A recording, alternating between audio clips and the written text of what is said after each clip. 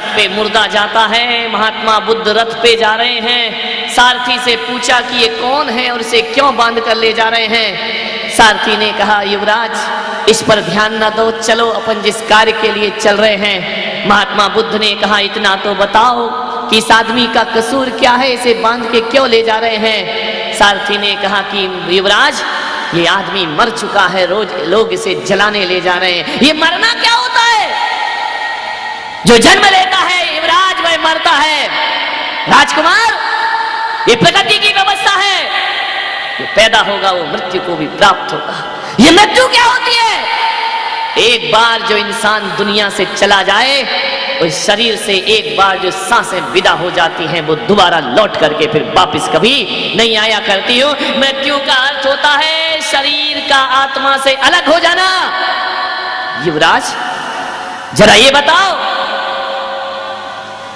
क्या मैं भी मरूंगा?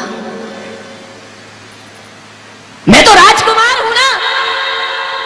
बोले नहीं महाराज, राजा राणा छत्रपति हाथ इनके असवार, मरना सबको एक दिन अपनी अपनी। तुम भी नहीं बचोगे युवराज, एक दिन तुम्हें भी दुनिया से विदा होना पड़ेगा। महात्मा बुद्ध ने कहा कि मरना तय है। सारथी ने कहा, हाँ राजकुमार मरना जरूर होगा, एक दिन तुम्हें भी मौत आएगी और एक दिन तुम्हें भी बुढ़ापा आकर के घेरेगा। सारथी के ये शब्द चोट कर गए महात्मा बुद्ध के जीवन में। और महात्मा बुद्ध ने कहा कि सारथी अब रथ मोड़ लो, जब मरना ही है तो फिर जीवन के उत्सव में क्यों जाऊं, फिर तो मृत्यु के महोत्सव की तैयारी आज से ही हो जाना चाहिए। और महात्मा बुद्ध ने रथ मोड़ा और जंगल की ओर प्रस्थान कर। एक शब्द किसका क्या बन जाए कुछ कह नहीं सकते। यदि 30 दिन के इन प्रवचनों में तुम्हारा जीवन नहीं बदला तो समझना भी मेरे मुख से तुम्हारे लिए ब्रह्म वाक्य नहीं निकला है। कब निकलेगा कुछ नहीं कह सकते। मंदिर से पूजन करके आने वाला बड़ा विद्वान, बड़ा शास्त्रों का पाठी पिता के चरणों में आकर के बैठ गया। पिता ने कहा कि नेमी तुम बड़े विद्वान हो, बड़े ज्ञानी समझते हो अपने आप को, इतनी भी अकल नहीं आती कि एक कुत्ता भी जब जमीन पे बैठता है तो पूंछ से झाड़ करके बैठा करता है, और तू इंसान होकर के बिना रुमाल लगाए जमीन पर बैठ गया। और इतना तो ध्यान रखता कि तेरे बैठने से कितने जीवों का वध हो गया, कितनों का जीवन छिन गया। अरे किस काम की तेरी पूजा, किस काम का तेरा पाठ? अरे तुझे तो जब भी बैठना चाहिए तो रुमाल से झाड़ के बैठना चाहिए। एक शब्द उनके दिल को चोट कर गए पिता के, और उन्होंने कहा कि पिताजी अभी नेमी चंद जब भी बैठेगा तो रुमाल लगाकर नहीं, जब भी ये नेमी चंद बैठेगा तो मयूर पिच्छिका लगा करके बैठेगा, और वह नेमी चंद एक दिन आचार्य विमल सागर बन करके दुनिया में खड़े हो जाते। कब किसका जीवन बदल जाए कुछ कह नहीं सकते।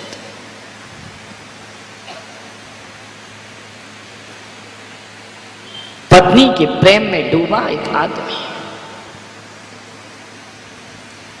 इतना डूबा कि उसके रूप सौंदर्य पर मोहित हो गया। अब उसे कुछ ना दिखता, एक पल को भी पत्नी ना दिखे तो तड़प उठता था उसके बिना। कौन महिला कह रही काश ऐसे हमारे होते हैं। जय हो पंचम।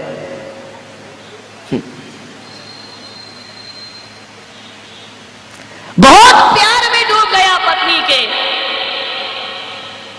एक दिन पत्नी पीहर चली गई, बहुत रोया कि तू मुझे छोड़ के मत जा। पत्नी ने कहा यार तुझे शर्म नहीं आती है? इतना तो मैं अपने माँ बाप को छोड़कर आई, जब नहीं रोई जितना तू रोता है। बोले देख रत्ना तू लौट के कब आएगी? तू जानती है मैं तेरे बिन ना रह पाऊंगा। रत्नावली ने कहा कि थोड़ा धैर्य रखो, मैं जाऊंगी कहां, लौट कर तो यहीं आऊंगी। नहीं रत्ना तेरे बिन जीना मुश्किल है। विचार करिए, सोचिए आप। बोले कि रत्नावली मैं तेरे बिन नहीं जी सकता हूं। रत्ना ने कहा धैर्य रखो, दुनिया क्या कहेगी? मैं जानती हूं कि तुम मुझे प्राणों लेकिन थोड़ी समाज की व्यवस्थाएं भी देखना पड़ती हैं। मुझे पीहर जाना होगा। चली गई पीहर। बरसात के दिन, अमावस की काली रात, 12 बजे रात तक सो ना पाया। 12 बजे रात को भागा ससुराल की तरफ। एक बार तो मैं रत्ना को देखे बिना सो नहीं सकता हूं, जी नहीं सकता हूं, मुझे जाना होगा। मूसलाधार बारिश, वो कोई दिल्ली तो थी नहीं कि पूरा चौमासा बीत जाए और पानी को तरस जाए। वहां तो मूसलाधार झमाझम बारिश हो रही थी। अमावस की काली रात, बिजली चमक रही है। दौड़ा दौड़ा भागा, भागते गया। क्या देखता है कि नदी उफान पर है। सावन भादों की बरसात और नदियों का उफान, तटों को तोड़ करके बह रही है नदी।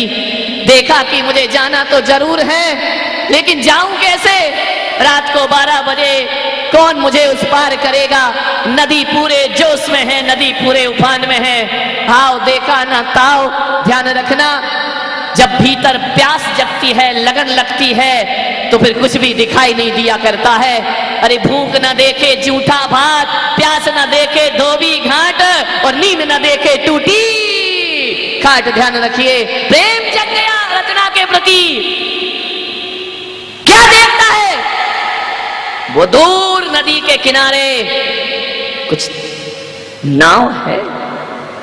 बैठा, नदी पार करके उस पार पहुंच गया।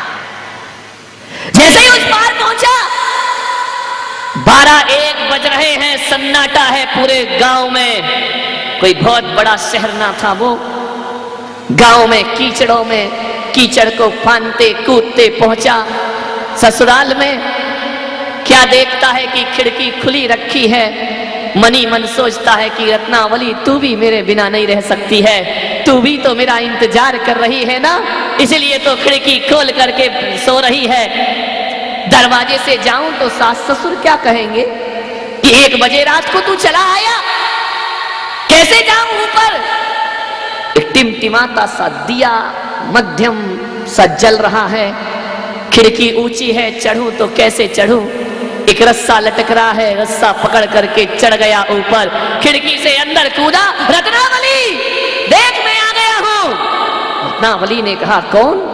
मैं स्वप्न देख रही हूं या हकीकत है? बोले, देख मैं आ गया, मैंने कहा था ना कि मैं तेरे बिन ना रह पाऊंगा। रत्नावली ने देखा, पैरों तले जमीन खिसक गई। अमावस की काली रात, झमाझम बरसात, नदियों में उफान। रत्ना ने कहा, तू इतने बजे कैसे आ गया? अरे आना था पागल, तो दिन में आ जाता, ये चोरों की तरह क्यों आया है? तू आया कैसे? दरवाजे तो सारे बंद हैं, तू कमरे के अंदर कैसे आ गया? रत्नावली, मैं तेरे लिए सब कुछ कर सकता हूँ, और तू मुझसे पूछ रही है कि मैं कैसे आया हूँ? अरे तूने ही तो खिड़की में रस्सा लटका रखा है ना, तुझे भी मालूम था कि मैं तेरे से मिलने जरूर आऊंगा। देख तूने रस्सा लटकाया है, मैं रस्से को पकड़ करके ऊपर आ गया। रत्ना ने कहा, मैंने रस्सा लटकाया? मैं क्यों रस्सी लटकाऊंगी? मुझे क्या मालूम कि तू यहाँ चला आएगा। झांक करके खिड़की में से देखा रत्नावली ने, अरे रस्सा नहीं, वो अजगर सांप लटका हुआ था, जिसे रस्सा समझ करके ऊपर चढ़। रत्नावली ने कहा, इतना प्यार करता है मुझसे कि सांप को रस्सी बना लिया। और उफनती नदी में कोई नाव ना थी, कोई मुर्दा तैर रहा था, मुर्दा अर्थी सहित तैर रहा था। मुर्दे को नाव बना करके पहुंच गए तुलसीदास अपनी पत्नी के पास। रत्नावली ने देखा, इतना प्यार, इतनी चाहत, अरे मूर्ख नादान, शर्म आना चाहिए तुझे। ध्यान रखना, बड़ी विचित्र स्त्री रही होगी रत्नावली। आज की स्त्री होती तो कहती, इतना प्यार करता है, यही तो चाहते हैं कि पति मेरी मुट्ठी में रहे और मेरे इशारों पर नाचता रहे। कोई मरण धर्मा स्त्री होती तो कहती, कौन से जन्म का पुण्य था जो मुझे ऐसा पति प्राप्त हुआ है। वो कोई साधारण स्त्री ना रही। उसने देखा और कहा कि मूर्ख रत्नावली, मैं मूर्ख? देख, इतना प्यार तो दुनिया में कोई किसी को ना करता होगा। रत्नावली ने कहा, यही देख करके तो हैरान हूं, ऐसा प्यार में डूबा है कि सांप को रस्सी बना लेता है और मुर्दे को नाव बना लेता है और तैर करके आ जाता है। अरे अनपढ़ गंवारिये, जितना प्यार मुझसे करता है इतना राम से कर लेता तो तेरा उद्धार हो जाता, तेरा कल्याण हो जा। मेरे पीछे लगा है हाड़ मांस का पोटला, इतना प्यार श्री राम से कर, तेरे जीवन का उद्धार हो जाएगा। इतनी चोट लगी कि जिसके लिए मैं सब कुछ करके आया, जिसके लिए मैंने तूफान और आंधियां पार की, वो पत्नी कहती है मूर्ख, जितना प्यार इस मरण धर्मा से करता है उतना प्यार अपने ईश्वर से करके देख। जा, यदि थोड़ी भी शर्म और लज्जा तेरे अंदर मौजूद है तो जा करके उस परमात्मा से इतना प्यार कर ले। विचार करिए, साधारण से स्त्री से प्रेम, जा अपने प्रभु से प्रेम कर।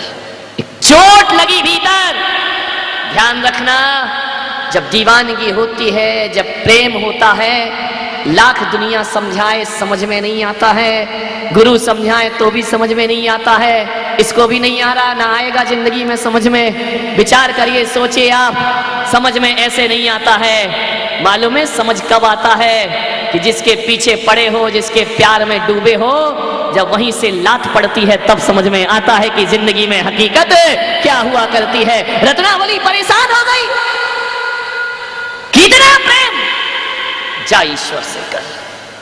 चोट लग गई, ऐसा बोलती है रत्नावली कि मरण धर्मा स्त्री से प्रेम करने वाला ईश्वर से प्रेम करे।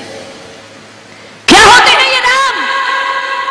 रत्ना ने कहा कि जा, इतनी सी भी शर्म हया और इज्जत मौजूद है, लज्जा मौजूद है तेरे भीतर, तो निकल जा इसी रात मेरे घर से बाहर। ध्यान रखना, एक शब्द चोट कर गए, चले गए जंगल में। और रत्ना नहीं, हालांकि रत्ना भी रा से शुरू होता है और राम भी रा से शुरू हुआ करता है, लेकिन दोनों के नाम में बड़ा अंतर होता है। रत्ना रत्ना जपता है तो संसार में भटकता है, और राम राम जपता है तो बेड़ा पार हो जाया करता है। राम राम जपने बैठ गया, सकल कामनाओं को देता चुनौती, चला वियोगी। पत्नी के वियोग में डूबा, सकल कामनाओं को देता चुनौती, चला वियोगी। काम कामना और कामनी से निंदित होकर उपयोगी। बुझ जाती हृदय की प्यास, अगर गले लग जाती रत्ना, तो कैसे होते तुलसी हुलसी सुत तुलसी दास, अगर मिट जाती प्रेम पिपास। ध्यान रखिए, विचार करिए आप, राम राम जपा। जो तुलसी नहीं जानते राम को, एक दिन तुलसी ऐसे हुए कि तुलसीदास से पूछा कि राम मिले या ना मिले, आप क्या बने अपने जीवन में? तो तुलसीदास ने कहा कि तुलसी तुलसी सब कहें और तुलसी बन की घास। तुलसी तो एक पौधे का नाम है। अरे तुलसी तुलसी सब कहें और तुलसी बन की घास, और हो गई कृपा राम की तो बन गए तुलसी दास। ध्यान रखिए, सफलता है। एक पत्नी के वचन ने जीवन को मोड़ के रख दिया। अरे जीवन को बदलने के लिए पेड़ से टूटा हुआ पीला पत्ता, वो भी तुम्हारे लिए ब्रह्म वाक्य बन सकता है।